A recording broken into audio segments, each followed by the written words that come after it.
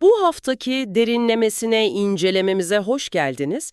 Bugün bilimin en büyüleyici devrimlerinden birini, kaosu ele alıyoruz.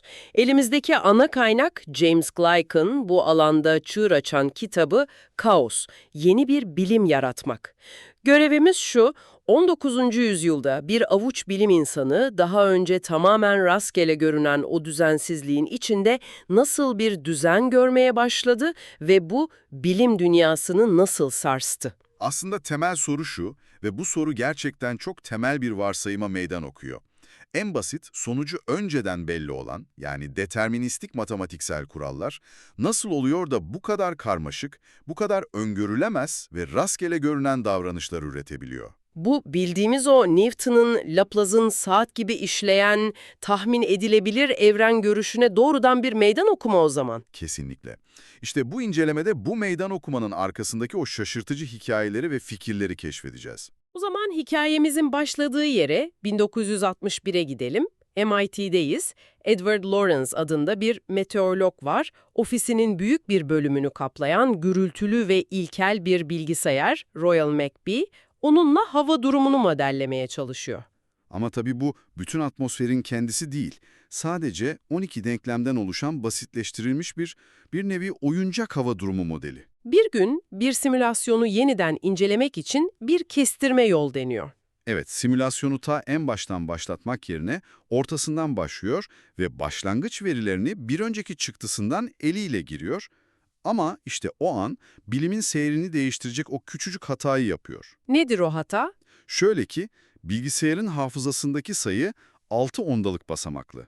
Mesela .506127 gibi. Ama Lorenz, yerden tasarruf etmek için çıktıda görünen 3 ondalık basamaklı sayıyı giriyor. Yani sadece .506'yı. Bir saniye, yani binde birlik bir farktan bahsediyoruz. Neredeyse hiçbir şey. Aynen, bir yuvarlama hatası kadar bir şey. Sonra da gidip bir kahve alıyor kendine. Geri döndüğünde ne görüyor peki? İşte şok olduğu an o an. Geri döndüğünde yeni simülasyonun eskisinden o kadar hızlı saptığını görüyor ki modeldeki birkaç ay içinde iki hava durumu grafiği arasında en ufak bir benzerlik kalmamış. Vay canına, o binde birlik küçücük fark devasa bir sonuca yol açmış. Tamamen farklı bir geleceğe. İşte bu başlangıç koşullarına hassas bağımlılık olarak bilinen ve daha sonra Kelebek etkisi adıyla ünlenen kavramın doğuşu. Pekin'de kanat çırpan bir kelebek, bir ay sonra New York'taki fırtınaları etkileyebilir fikri. tam olarak bu ve bunun felsefi sonuçları devasaydı. Bir kere uzun vadeli hava tahmini fikrini temelden sarstı. Çünkü o kadar hassas ölçüm yapmak imkansız. İmkansız. Ama daha da önemlisi, bilimin temel bir varsayımına meydan okuyordu. Küçük hatalar yalnızca küçük sonuçlara yol açar varsayımını. Klasik bilim, kuyruklu yıldızların yörüngesinden uzay aracı rotalarına kadar tamamen bu varsayıma dayanıyordu. Lorenz bunun her zaman geçerli olmadığını gösterdi. Kaos devrimi tek bir kişi tarafından yapılmadı tabii. Bir diğer kilit figür, 1974'te Los Alamos Ulusal Laboratuvarı'nda çalışan Mitchell Feigenbaum. Kendisi biraz tuhaf bir karakter olarak anlatılıyor. Geceleri sokaklarda dolaşan, 26 saatlik günlerle deneyler yapan, dahi ama bir o kadar da eksantrik biri. Kesinlikle. Ve Feigenbaum o dönemin ana akım fiziğinin tamamen zıttı bir yöne bakıyordu. Ne anlamda zıttı? Fizikçiler maddenin en küçük yapı taşlarını, yani parçacıkları araştırırken, Feigenbaum, bulutların şekli, akışkanlardaki türbülans gibi klasik bilimin görmezden geldiği, Hayır, anlamsız gürültü olarak etiketlediği düzensiz konuları düşünüyordu. aynen, bilimin halının altına süpürdüğü şeylerle ilgileniyordu. Bir de IBM'de çalışan ve kendisini tercihen göçebe olarak tanımlayan Benoit Mandelbrot var. Evet, Mandelbrot. O da pamuk fiyatlarındaki düzensizlikler, telefon hatlarındaki parazitler ve kıyı şeritlerinin pürüzlü yapısı gibi tabiri caizse bilimin çöp tenekelerine atılmış olguları inceliyordu. Mandelbrot'un temel fikri fraktallar ve kendine benzerlikti sanırım. Kesinlikle.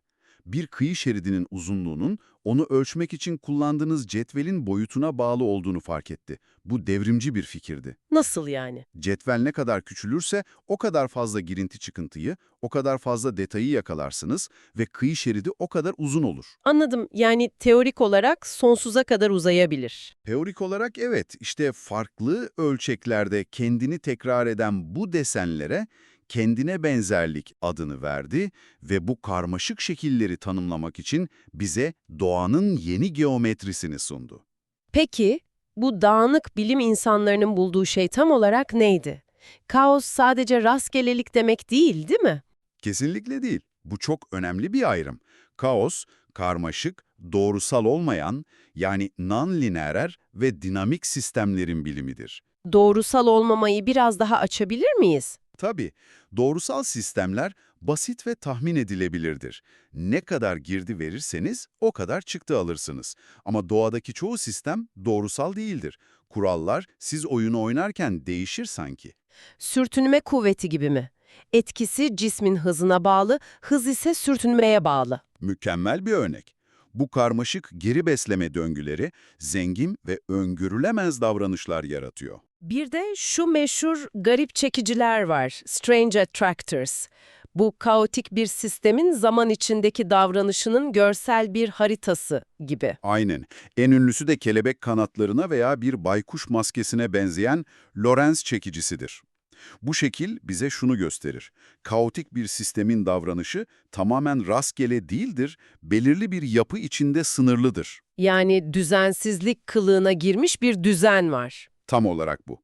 Kaos, yapılandırılmış bir düzensizliktir. Peki, Feigenbaum'un evrensellik keşfi. Bu neden bir devrimdi? Bu belki de en akıl almaz olanıydı. Feigenbaum, birbirinden tamamen farklı basit denklemleri incelerken, düzenli durumdan kaosa geçişin her zaman aynı şekilde belirli evrensel sayılar eşiğinde gerçekleştiğini buldu. Her zaman mı? Her zaman. Mesela 4.669 sayısı gibi. Bu, karmaşıklığın ortaya çıkışını yöneten evrensel yasalar olduğu anlamına geliyordu. İnanılmaz. Bu farklı disiplinleri bir araya getirmiş olmalı. Kesinlikle. Ekolojistler, ekonomistler, fizyologlar ve fizikçiler aniden aynı temel desenleri incelediklerini fark ettiler. Artık bütünü parçaların toplamından daha fazlası olarak gören bir bilim anlayışı doğuyordu. Kitapta çok iddialı bir sav var. Kaosun 20. yüzyılın fizikteki 3. büyük devrimi olduğu söyleniyor. Görelilik ve kuantum mekaniğinden sonra. Bu iddiayı şöyle temellendiriyorlar. Görelilik mutlak uzay ve zaman yanılsamasını ortadan kaldırdı. Kuantum teorisi kontrol edilebilir bir ölçüm süreci hayalini yok etti. Kaos ise Laplace'ın deterministik öngörülebilirlik fantazisini bitirdi. Ama diğer ikisinden önemli bir farkı var galiba. Çok önemli bir farkı var. Görelilik ve kuantum bizim gündelik deneyimimizden çok uzaktır. Ama kaos, damlayan bir musluktan kalp ritimlerimize, dokunabildiğimiz ve görebildiğimiz dünyaya uygulanabiliyor. Bilimi laboratuvardan çıkarıp sokağa, evimize geri getirdi diyebiliriz. Aynen.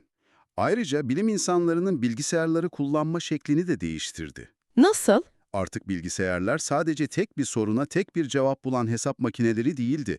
Minyatür evrenler yaratıp onların evrimini izleyebilecekleri, parametreleri değiştirip sonuçları gözlemleyebilecekleri, yani sezgilerini geliştirebilecekleri birer laboratuvara dönüştüler. Harika bir özet oldu.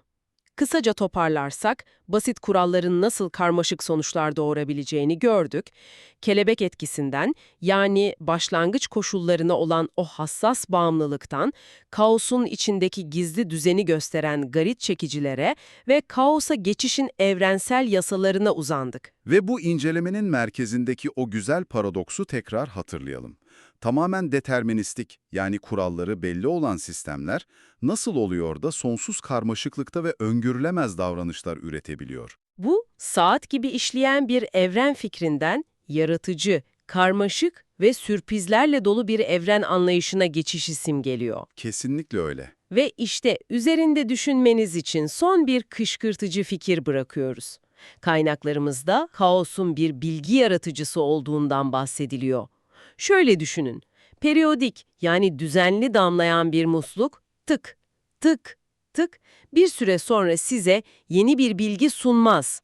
Ama kaotik bir musluk tık tık tık tık tık sonsuza dek yaratıcıdır ve sürekli yeni bir desen üretir. Bu ilkenin, yani basit kuralların sonsuz yenilik yaratması fikrinin sadece fiziksel sistemlere değil, aynı zamanda yaratıcılığa, dile ve hatta hayatın evrimine nasıl uygulanabileceğini hiç düşündünüz mü?